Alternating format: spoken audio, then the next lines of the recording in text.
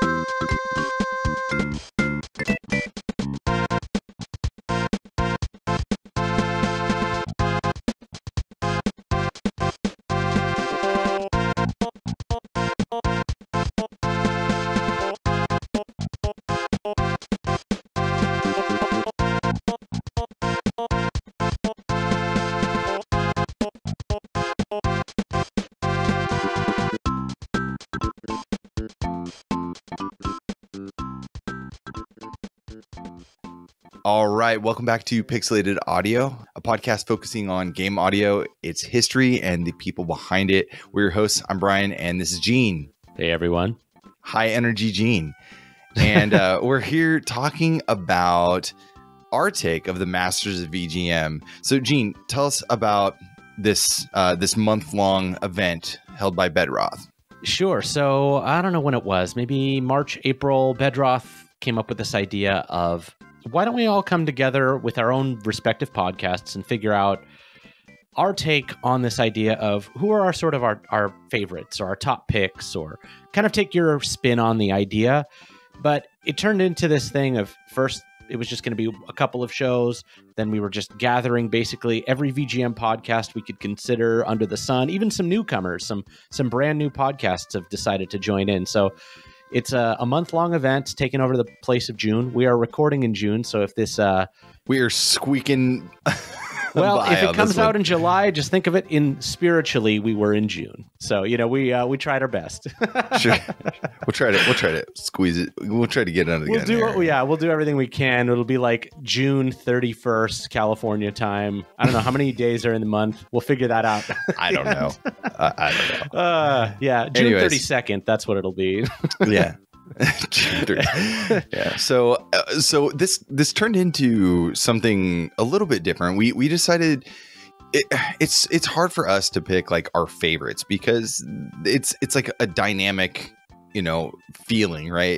It changes for us all the time. So what we did was we put together a list of just, heavy hitters, people that we have, admiration for, and decided that we were going to pick each a track ourselves, like kind of independent, almost like a expansion pack where I don't know what you've picked and you don't know my tracks. That's right. But it's just too many tracks. So I think we're gonna have to be a little judicial, and just if you have a track that you want to play, just Gene, let me know and we'll play it, because I got some good stuff that I'm gonna definitely try to shoehorn in for this episode. But otherwise, it's just composers that we respect and we think that are just unbelievable artists. And I picked a lot of tracks that are kind of maybe off the beaten path of some of the more known work, I guess. So yeah, I did too. And we were actually talking about this before the show, but I think I know which track I want to open up the show with. So why don't we actually start with our very first big composer? I think we should start with the granddaddy of VGM composers, Koji Kondo. Okay. The one that I want to pick is actually from Pilotwings. The only track that he worked on, as far as I know, is Helicopter, which is, if you listen to it, really doesn't sound like a Koji Kondo track at all. It's almost more like RPG-ish, but it's very, very cool.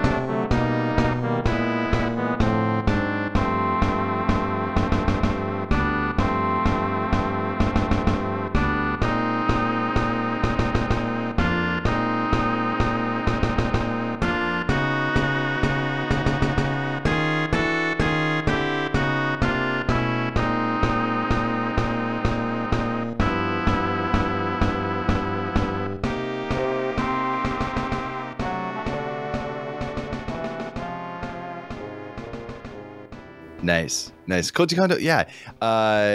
So this is like, we came up with all these.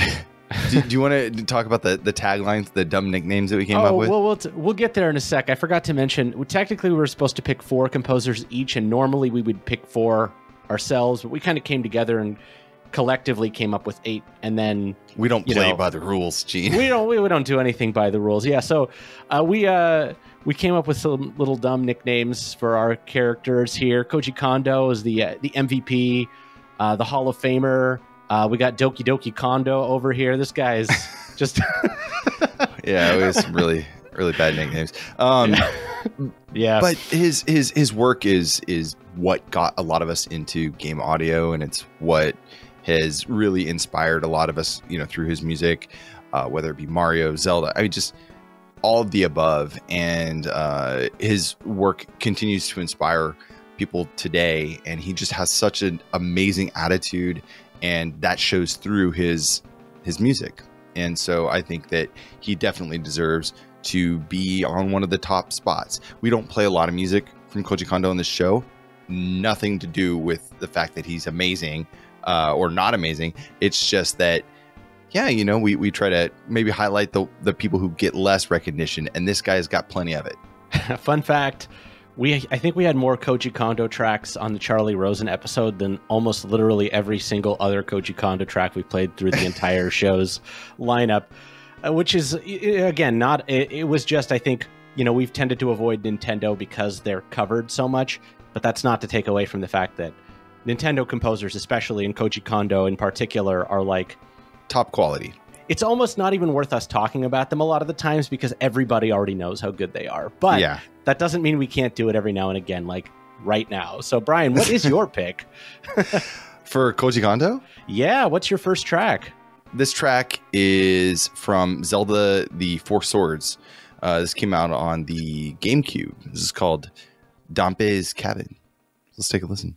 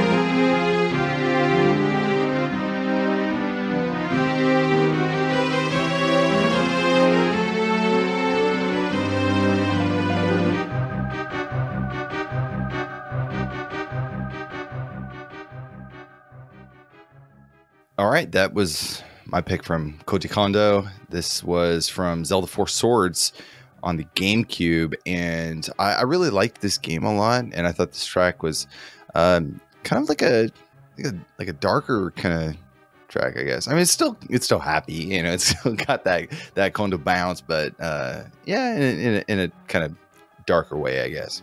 Yeah, it's kind of reminds me of a shorter version of the castle theme from Link to the Past. Sure, yeah. All right, so let's move on to our next on the hit list here. So, I really want to make this clear that we have a lot of favorites that we did not put on this list, specifically because we play them a lot, or they're kind of maybe underrated and we love them for certain things, but this was more of like a I don't know how to say it. It's all arbitrary. You know what? Like, it doesn't there's matter. So many good composers out there that we could have picked almost any of the folks that we talk about on the show and made a great show out of it. I think, our list started out as like 30 people, and then more than that. But yeah, I think we ended up just focusing, ironically, on some of the bigger names that we tend to avoid usually, just because, again, this when else are we gonna do it? Yeah. Exactly. We've always loved these composers. We've just sort of historically, we'll pick somebody who's a little bit lesser known. Not this time. Not this time. All right, let's move on to our next one here. This is a pick that you were dead set on having in, but I agree. I'm a huge fan of all of his music, and there's not a lot actually, but there is plenty of really, really good tracks in the stuff that has been composed by him. So why don't you introduce our next master of VGM? Sure. I assume we're talking about Hiroki Kikuta. Bingo. Which, funny enough, I don't think we've played a single one of his tracks on the show at all. Like, I was surprised to find that out, because I thought, I've talked about it. I know you and I both love his music. Well, dude, you know why that is, right? I don't, actually. So the reason why is because back in 2019, I think it was, the last time I was in Japan, because I haven't been able to go because of COVID and stuff. But the last time I was there, you said, hey, reach out to him. He was like, I think he was in Nagoya, or where I happened to be during that time. And so I had a chat with him, and we were trying to plan something out, some kind of interview or something. And it, for whatever reason, we lost touch and didn't happen. I think that's the reason why. Yeah, I guess that makes sense. And I know we tend to shy away from it if we've got a potential interview and it doesn't work out. But I'm going to, actually, I'm in the midst of playing the game right now. I've been playing through the Secret of Mana, Legend, what is it called? The Collection of Mana. I've been playing through Collection of Mana. And it's been a while since I've played the third game, Seiken Densetsu 3, or Trials of Mana, as it's called these days. I'm not playing the remake, which is awesome. I haven't really talked about that one much, but I'm actually talking about the original Super Nintendo version, or Super Famicom version, now available in English. Great game, great music. It's funny, when I grew up playing Secret of Mana so much that I kind of felt like, to me, that's the better soundtrack, but I think it's more just nostalgia. I wouldn't even say come around. It's just a more refined soundtrack, Seiken Densetsu 3. It's really... Well, what track did you pick? I picked one of the early ones from the game, Little Sweet Cafe. It's one of the town themes from a couple of the towns. Great song. Well, you were saying it's not as refined as Seiken Densetsu or Secret of Mana. No, the other way around. It's a more refined album, but gotcha. So it definitely has a little bit more of a sophisticated sound design to it, whereas Secret of Mana was maybe a little bit more simple. And since I had less experience with the game, I've been listening to it a lot more. And the third game is it's a really wonderful soundtrack. It's an all-timer for me. Let's take a listen.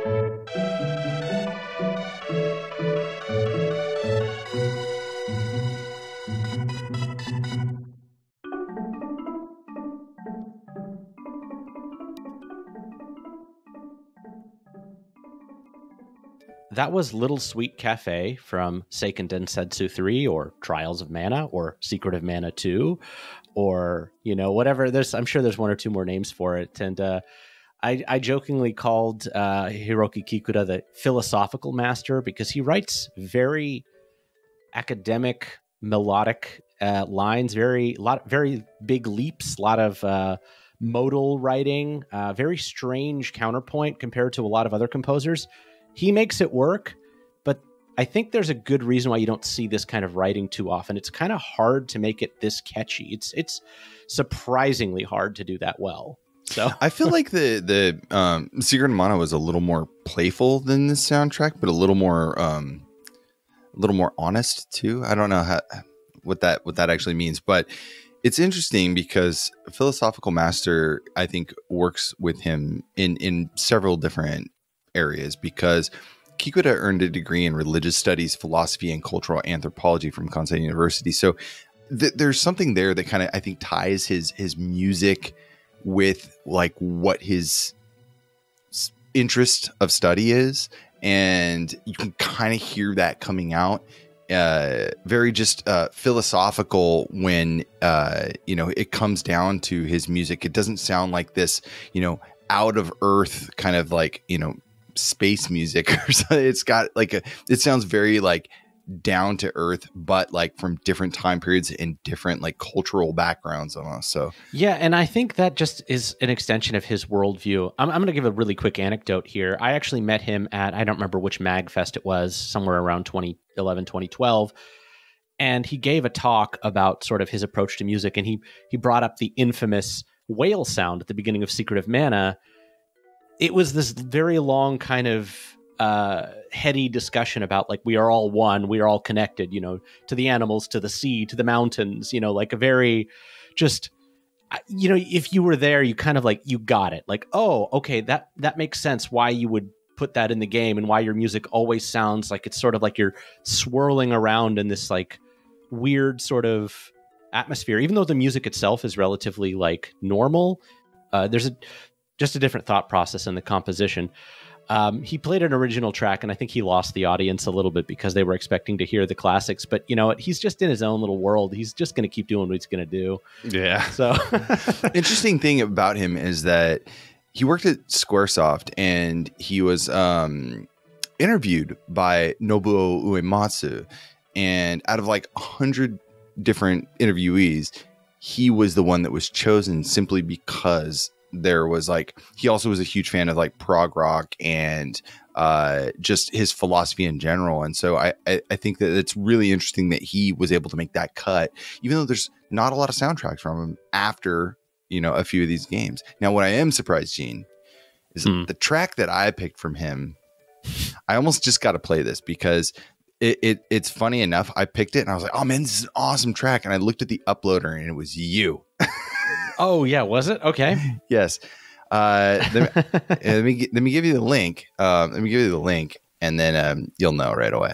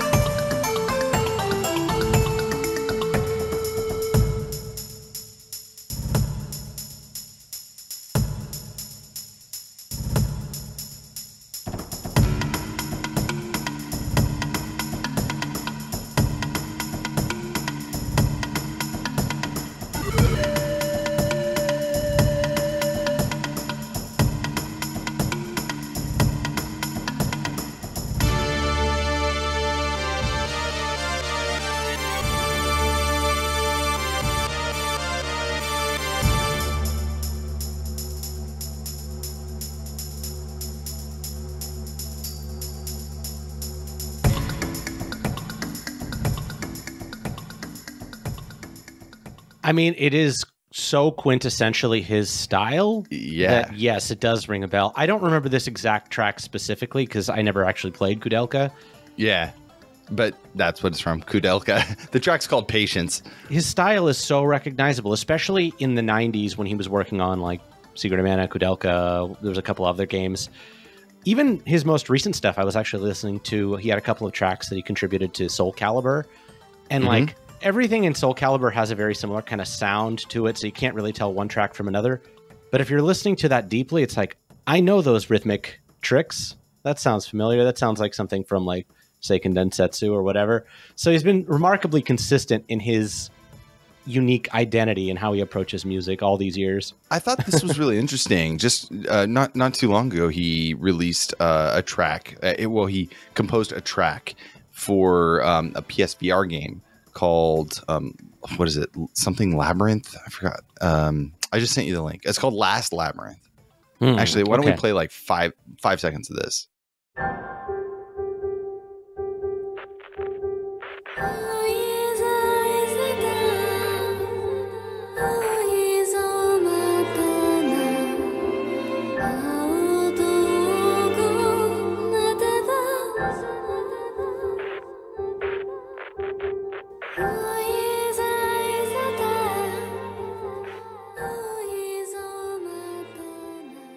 Huh. Pretty cool, huh? Yeah. I can kind of hear his style in the melody writing, but that one's not...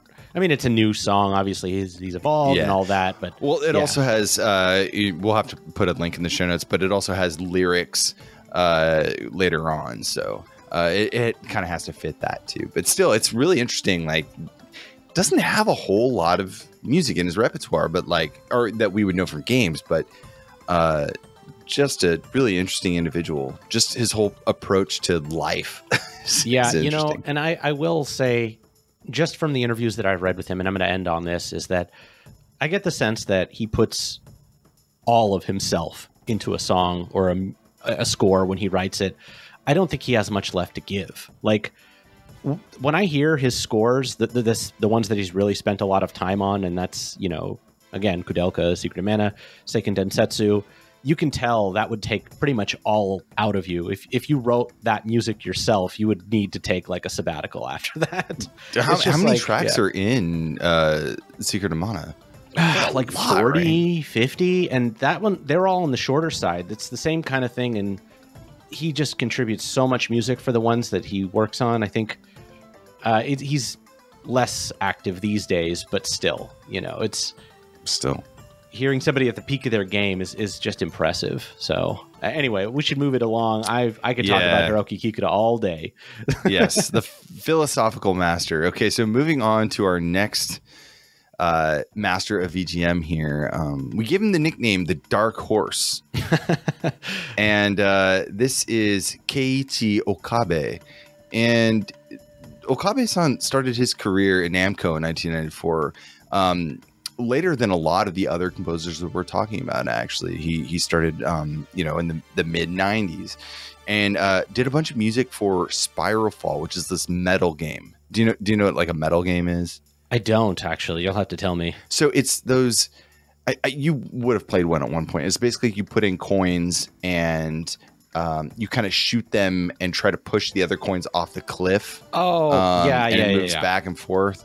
There's different, you know, takes on that, but essentially that's what he did a lot of music for.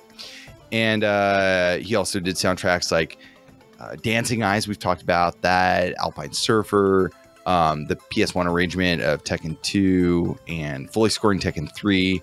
I just did a lot of work. And one of the reasons why we chose him is simply because of all of the amazing work he did, not only there, but also in freelance. After he left in 2001, he started his own company called Monaka and did a lot of video games, a lot of anime soundtracks. Yeah, I mean, the reason why we called him the Dark Horse is everybody is like, holy crap, this Nier soundtrack is so good. Who is this guy? But he's had 15 years of work at Namco exactly independently. So that's, you know, it's like, it's not like he came out of nowhere. He was just like neck and neck with like 50 other amazing composers. Now he goes on and does his own project and he just, you know, has a chance to explore. And suddenly he's like, blowing people's minds. I love Right. the Nier soundtrack. Well, what track do you got? Because I'm guessing yours is going to be pretty killer. I had a kind of a funny track, not funny like humorous, but just sort of like maybe a little bit unexpected. But this is Ogre's theme from Tekken Tag Tournament.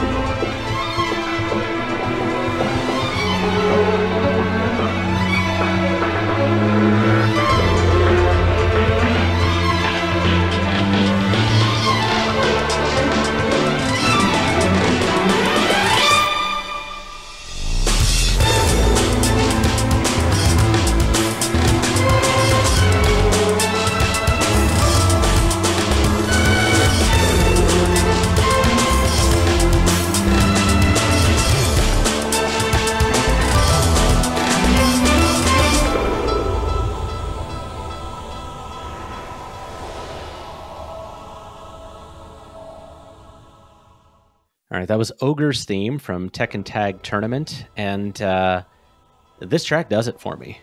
You know, if you got a dance track that has good melodic elements and it's not just like pure electronic and you've got something to hang on to, you've got a winner.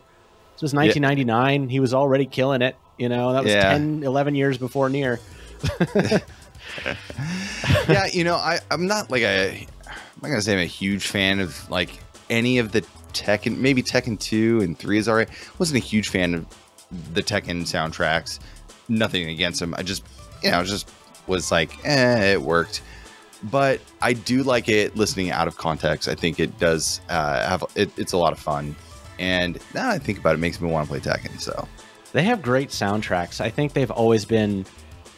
I think every fighting game, there's obviously the good mechanics and everything, but they stand up to me, you know, neck and neck with some of the Street Fighter games. Some of the melodies aren't quite as memorable, but in terms of like just the tracks themselves, it's just almost all killers.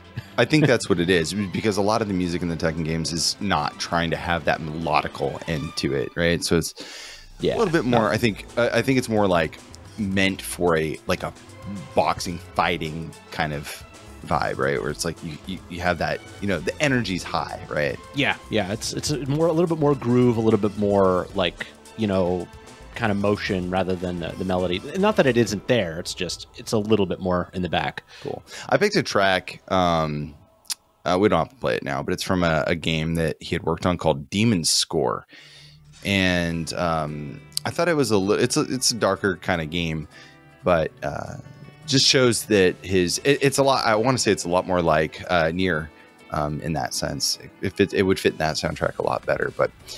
Yeah, I mean, even to this day, he is still working on game soundtracks and anime. So, busy dude. If you're ready to move on, let's move on. Yeah, I another composer that I could talk about all day. I am super excited to play Nier Automata. I still have not gotten around to it, but if it's half as good or as good as Nier, I think I'm in for a good time. Nice. Yeah, let's see here. Who is next on the list? I think we got a pair of composers here. This should be. Oh, you want to? Yeah, let's do the tag team. Keeping it with Namco for a little bit. We got some strong Namco representation, which is funny because it feels overrepresented. Except like I never hear anybody talking about Namco composers on the other VGM shows. So like we just gotta get CTR on more. Oh yeah, I love that episode. By the way, the CTR episode was awesome. Yeah. Yeah, that was good. The Quattro Play stuff. We got to get him on for the next stuff. So our next composer here is Shinji Hosoe. And we chose Shinji because a lot of his stuff is fantastic. He's been in the game for a very long time. And not only that, I think he's a very popular and inspiring artist for a lot of people in that space, especially in that kind of arcadey kind of feeling. I think that his music can serve as a good maybe source material for that inspiration. So I have a track here. Is there anything that you want to play? Because I have a track here that I think I just got to play. No, I'm going to let you go with this one because I want to cover our next person in the tag team, but drop it. What you got? Okay. Because I really like the one I picked for her too, but I mean, can play that both. person, that person. All right. Anyways, I don't think it's a secret who's the tag team. If you look at any of his music, it's always tied together with this other person. But anyways, the track here is from a game that I really, really love. It's called Ibarra. It came out on the in the arcade and PS2, but I think it was on the arcade in 2005. And the track is called Robot Number 28.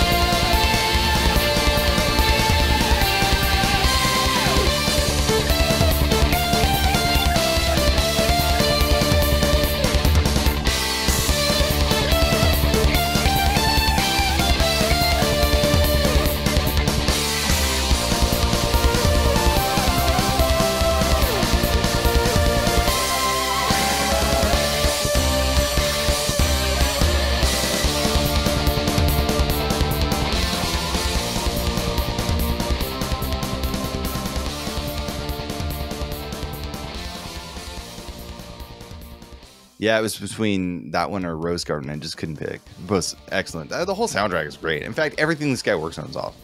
Yeah, you know what's funny about Hosoe is his style is very, like, he can kind of settle and do the more, not settle in the sense of, like, you know, low bar, but like kind of not stick out too much and do styles that are more, like, accessible.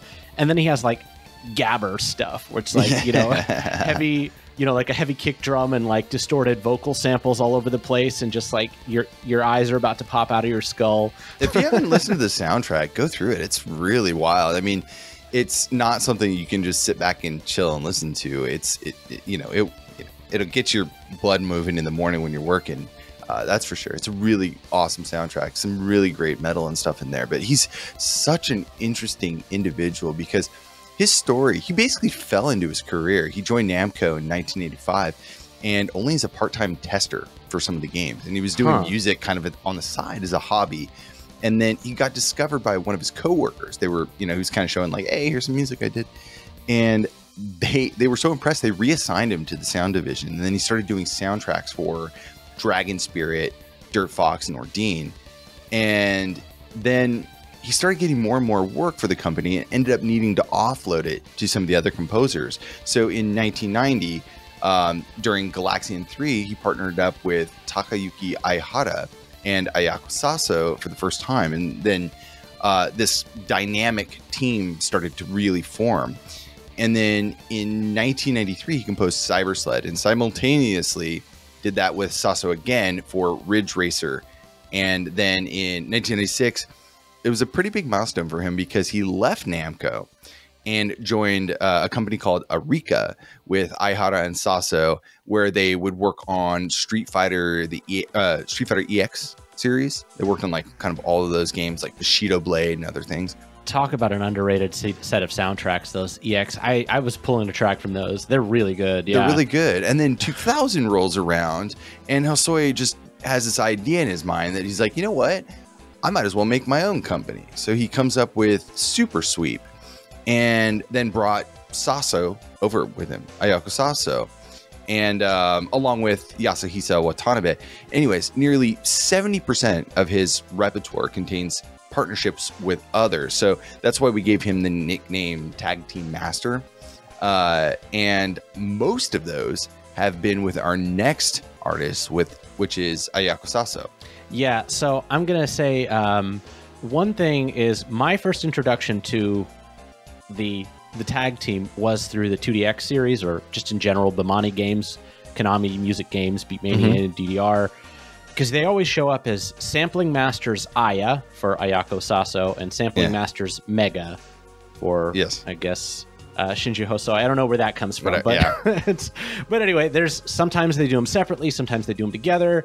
But I feel like Ayako Saso is another one of those composers that Namco has a very, I would say, like forward-looking approach to electronic music. They've always been very much like, what is the trend right now? You know, when drum and bass was big, that was big. So they have a lot of like very digital, very electronic sounds. I mean, this is going all the way back to Pac-Man and, you know, all the way back. So the track that I picked from Ayako Saso is from the game Internal Section. Another one of these ones that... I love this soundtrack. Yeah. I love this soundtrack.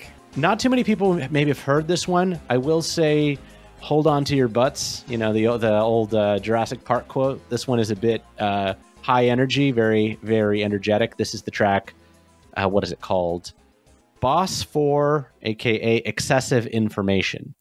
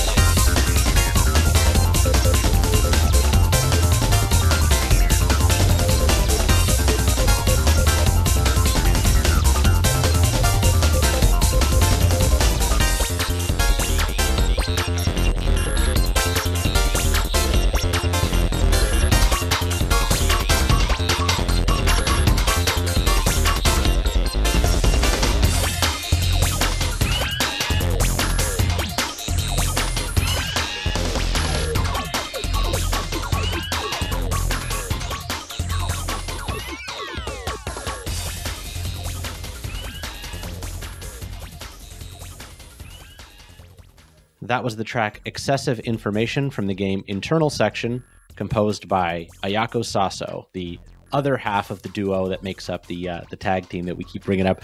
It's crazy. They've been working together since 1990. That's their first kind of credit together. So over 30 years. That's like such an amazing bond. And they're even still doing stuff together today. Like the most recent game they both did that I played was Pac-Man 99 on the Switch. Oh, nice. Yeah, you know, I have not played enough of it to listen to the music intently. It's super intense, so it's a hard one to listen to anything. Yeah, this track is a little bit more in the style that I've come to expect from both Hosoe and Saso, a little bit more like just, you know, tense, a little aggressive, a little bit more in your face. I did like the track that you played, but I was kind of surprised that you picked something that was a little bit more on the mellow, well, not mellow, but more rock side than electronic. But Yeah. Because Saso, both Saso and Hosoe are actually kind of responsible for, I want to say, like, paved the way for getting a lot of electronic music into games.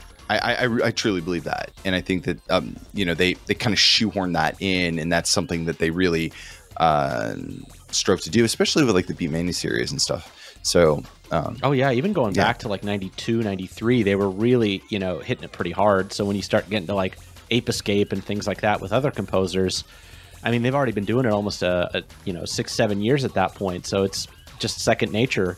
And right. I do think the Tekken soundtracks have a lot more of an electronic edge as a result of all of their work, Absolutely. And really interesting me, as I was saying, Hosoe-san, he kind of fell into his career, but Saso had a really different start. She actually had a pretty musical background, starting piano at age 7 and then moving on to electronic organ at 16. She went to the Shobi College of Music with a focus on organ and won a bunch of different contests for like Yamaha while she was a student. Very cool. And then after graduating, she joined Namco and the Sampling Masters sound unit, and the rest is history.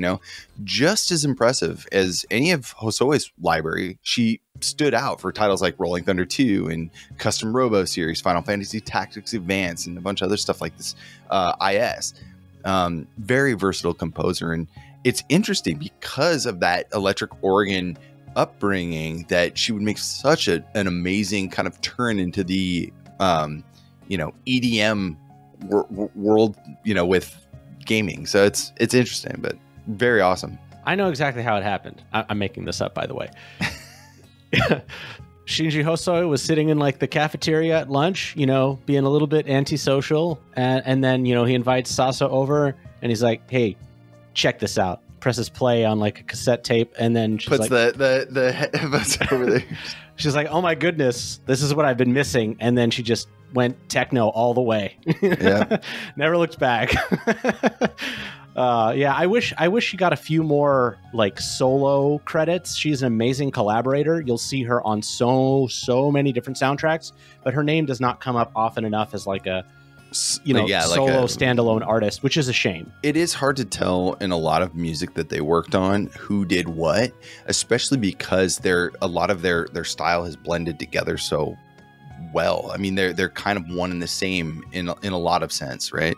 So finding something that is directly hers is not as easy at times. It's same thing for Hosoe. Like his stuff, some of it's a little questionable. Some of it was labeled real well, and some of it's not. So, but anyways, they're the Wonder Twins. They complete each other for real. Anyways, moving on to our next artist here. This is one that we had kind of swapped in the last minute. We wanted to definitely bring up because just a powerhouse of a composer. This is Manabu Namiki, and you have a track that you wanted to play here. Otherwise, I got one that I definitely want to put in. I'll let you throw in your track if we got time. I'll throw in mine, but otherwise, I think you got this. Okay, so this is definitely a track that I had not heard before, and it's a track that I don't think I would have ever have played in a million years. So I'm very excited about this. This track's called Positive Mind, and it's from a game called Digicommunication, Deiji Sharat, or something like that. Wish I could say it. It's for the Game Boy Advance. It came out in 2003. Let's take a listen. All right.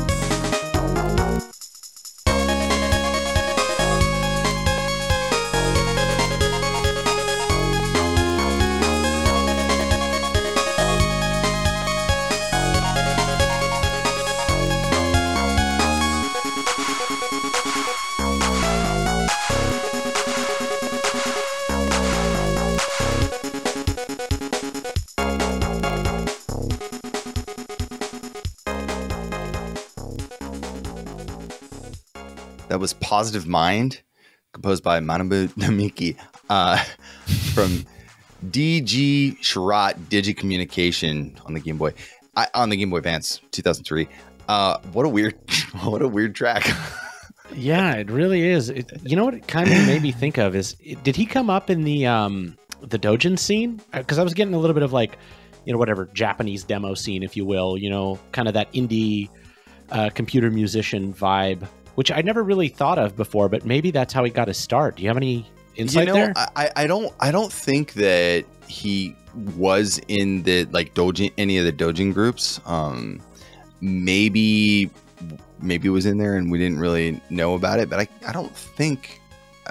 can't think of any groups that he was a part of. No. I'm just curious. Yeah, maybe not. It kind of had that sound to it because I hadn't heard this. I'd never heard of this game or this soundtrack, but it was, just my perception. Yeah, I mean, this is like, I think it's like an anime. It's like some kind of, anime game. Yeah, I don't know. Some kids thing. I have no idea. So. Well, that was a weird track to pick because I kind of pegged him as like the shmup master. Like that's why I didn't pick it. That's why I did not pick anything from that. Yeah. Oh, that's too bad because there's so much good music. I've actually just started to play the Mushihime-sama, the shmup, which is really I know awesome. You did. That's why I purposely tried to avoid any of those. Yeah. So. No, yeah. I mean, you can't really go wrong with if it's a shoot 'em up and it has a soundtrack by Namiki. It's gonna be great. So just seek those out. I'm not gonna take up the time with the track. I think we should move on. Unless you got anything else to add about Namiki right now. No. I mean, the guy has been like doing a ton of stuff for many, many years. There's a lot of really good interviews with him online. I think VGMO has one that I looked at in the past, but Zblade, Dodonpachi, Mushihime-sama, Konami, some of the Rebirth stuff. Amazing. Battle Yeah. Amazing composer. Definitely deserves all the accolades. So, yeah. Moving on. What do we got next? I think we should go with Motoi Sakuraba, the hardest working composer in VGM, aka The Machine. And I only say this half jokingly because I looked at his credits and somehow this dude has managed to do like 3 soundtracks a year for like 30 years. Yeah. It's insane how much music he has put out over his career. And I know a lot of composers we've talked about have put out a lot of music, but it's like, even today, he is still doing the bulk of 2 or 3 soundtracks a year, which I can't even fathom. Like, okay, even if you're phoning it in, that's still an incredible amount of time and work to do. And his music is just consistently great. I don't know how you do it. I can't even. The guy starts off in 1998 he's in a prog rock band called Deja Vu, and then he went to go do a solo album a few years later while doing game compositions to keep the cash flow coming in, around 89, and then he joined Wolf Team, gained him a lot of notoriety there because a lot of the titles they put out were just notoriously soundtrack amazing. And then, kind of the rest is history. The guy just never stopped. So what tracks do you pick? You pick this one because I got the last one. It's funny because I kind of purposely avoided the FM stuff that he did because it's just so good. It's almost like he said, I've already figured out FM synthesis. Next challenge. Seriously, anything from Wolf Team is just wonderful, and like it's the top of the top. It's just, for some reason, he's almost like diluted himself because he has so much good music across so many different eras and styles and genres and sound chips. It's like you pick throw a dart and you'll find something that you like. So I actually picked something that for me is this one's just more of a nostalgic track to me. It's not even my favorite of his tracks from this game, but this is from Star Ocean 2. Oh my god, it's one of my favorite games of all. Like that, I picked one from Star Ocean 2, so I guess it's good that you picked it. Well, okay, in that case, I'm going to switch it out then. I'm going to pick another one because we were also talking about this. The track. No, play the track. Now I'm really excited. This is the battle theme, the main, like the core battle theme. What's your other track? Well, this is from going a little bit further back. Tales of Fantasia on the Super Nintendo. This is the track "Be Absent-Minded." Let's do that. I like it. Yeah, let's do it. It's a great track, and it's not what I expected, but I really liked it a lot. I think we have to play the battle theme too. Oh, we'll play them both. All right, we'll play and both. Your track. Nah, we'll just no. I picked the battle theme from Star Ocean 2, so that's why I was like, pick the other one. All right.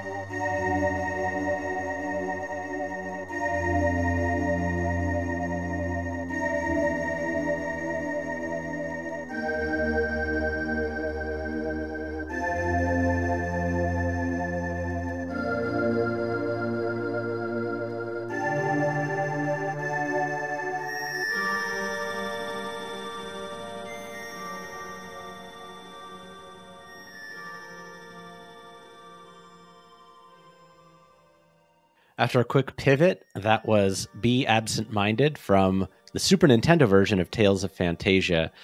And I think I've mentioned this a few times on the show, but that period in the mid-90s when the Super Nintendo was like kind of on its way out, but people had figured it out, it was just like the golden age of RPGs, and the soundtracks were amazing. You know, you had Seiken Densetsu 3, Star Ocean, Tales of Phantasia, Lufia 2, Mario RPG. It's just like you couldn't throw a stone without hitting an RPG with the best soundtrack you've ever heard. Yeah. And I mean, that era you can pretty much go back to and always be happy. And it doesn't get talked about enough. A few of those games do, but not all of them. Right. Yeah. Personally for me, I didn't actually hear his stuff until Beyond the Beyond or Hot Shots Golf, Everybody's Golf. And that was in the mid 90s or late 90s. And he'd already done about 30 games by then. Right. A big one for me soon after that would have been Star Ocean, Star Ocean, the Second Star, Shining Force 3 or Golden Sun. Now, this time, like, he was composing anime and TV dramas, like, and 4 or 5 games, like, all at once. The dude is just, a machine. He is a machine. I don't know how. Like, he must not sleep. He must have that thing where you don't sleep. If you have heard his music on one of those games, I can almost guarantee that he's done almost every single soundtrack in it. The Tales of series, him. Yep. Mario Tennis and Golf, him. Dark Souls, him. I was going to say Batten Kaido's Bravely Default. I know. He's touched almost everything that we know and love at this point. But it's not only that he worked on those series. It's like, if he touched that series, he has done basically every soundtrack in that series. Yep. Which is, how many games is that already? And that's just like 7 different, huge franchises. So it's like, I don't know. I don't know how he finds time. I don't know if he has any friends, if he just writes music 24/7. This guy is amazing. And, I almost didn't even want to approach it, because it's like, where do you even start with Motoi Sakuraba? I guess that's why all of these composers were hard for us, because it was just like, where do you even go from there? So exactly. Anyways, are we gonna play the Star Ocean track, or do you want to? Yeah, throw that in there right now. All right. Yeah, this is the battle theme.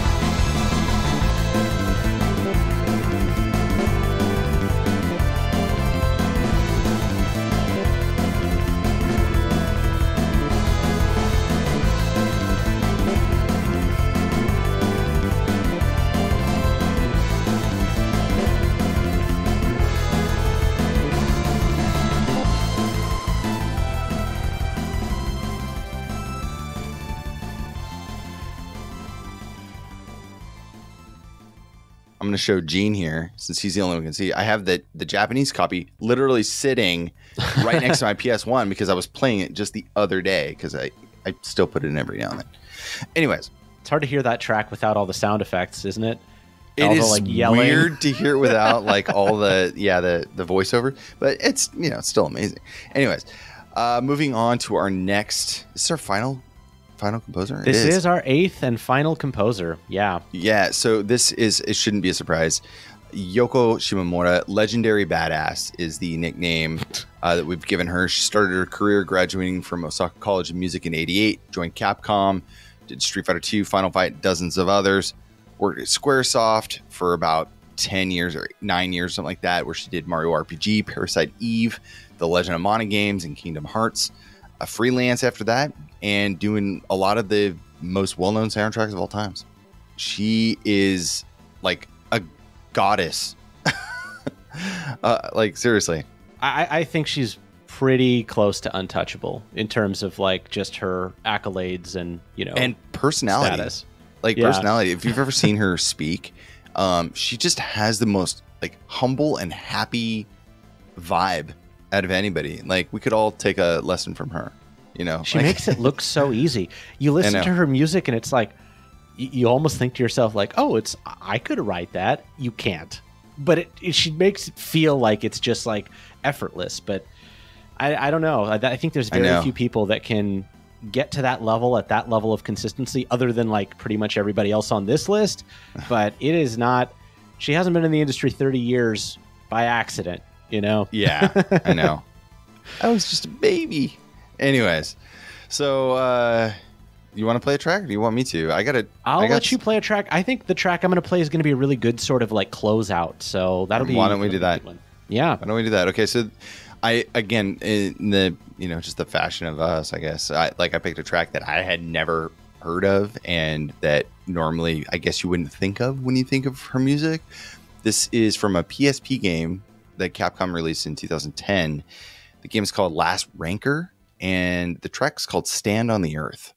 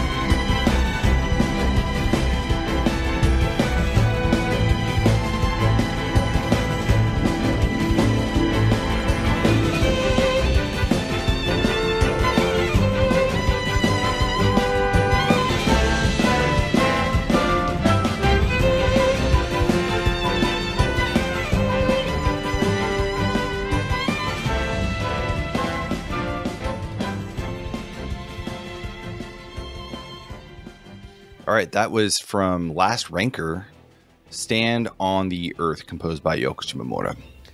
Don't know anything at all about this game. Neither do I. It's clear that she really, she put in the work, even though I think the game didn't really go anywhere in terms of success.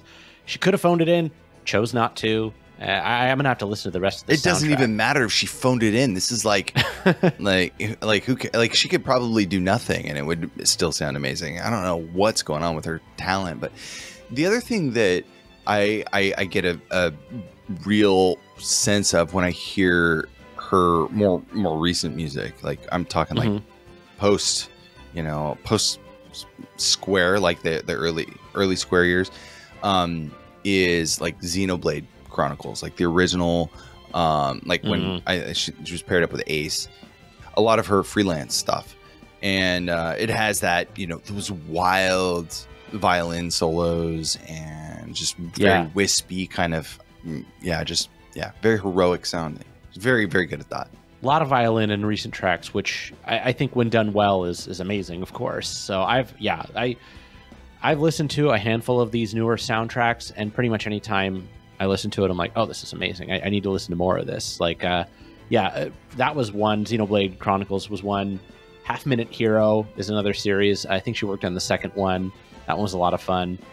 I'm looking through it. Obviously, she's worked on the Kingdom Hearts series, which I've always been a little reluctant to get into because the whole, like, you know, it's essentially, Tetsuya Nomura fan fiction, the game, you know, but the music is always awesome. Every time I hear a track from it, I want to be like, how I can't like this because it's like Squaresoft anime characters hanging out with Disney characters, but everything about this is so good. Those soundtracks are just amazing, and I have no nostalgia whatsoever for the Kingdom Hearts series. They're just that good. The music. Yeah. I'm not a huge fan of the Kingdom Hearts stuff just because it's one of those things. Like, I think this goes for a lot of games for me, is that it's just like, if it didn't hit me at the right time or catch me in the right era of my life or whatever, I just missed it. There's several other games, like titles, that I just never really got that into, and it's an example. It's like Devil May Cry. I know that was a big one. What's that? What's the one with Ezio? What's the Assassin's Creed? I never got into those. I know there's supposed to be really good games.